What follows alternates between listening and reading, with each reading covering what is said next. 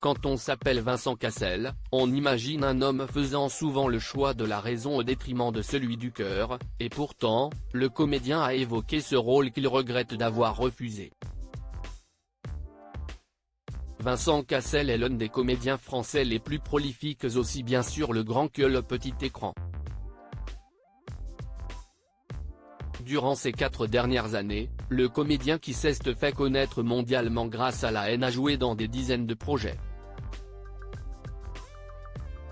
De la série événement Westworld sur HBO en passant par Astérix et Obélix, l'Empire du Milieu, sans oublier Liaison, cette première série française signée des mains d'Aplé.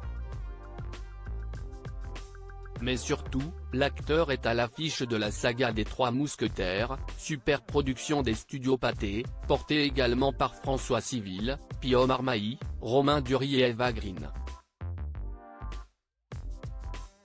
La suite, centrée sur Milady, arrivera ainsi dans les salles le 13 décembre prochain. Un petit rôle, Vincent Cassel évoque son plus grand regret dans ce contexte de sortie imminente. Vincent Cassel est donc de retour sur les routes promotionnelles habituelles, dont l'émission Beau Geste, le rendez-vous dominical culturel de France 2, présenté par Pierre Lescure.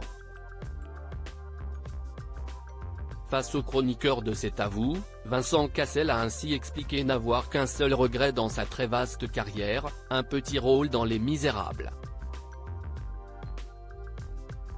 Il raconte ainsi avoir été appelé par Lady J. Lee, réalisateur du film, mais le timing n'est pas bon, c'était un moment un peu compliqué du reste de ma vie. J'étais en train de jongler et je lui ai dit écoute, je peux pas me bloquer. Dans ce film sorti en novembre 2019 et largement apprécié par la presse et ses spectateurs, on y suit l'arrivée d'un flic de Cherbourg intégrant la BAC de Montfermeil, dans le 93.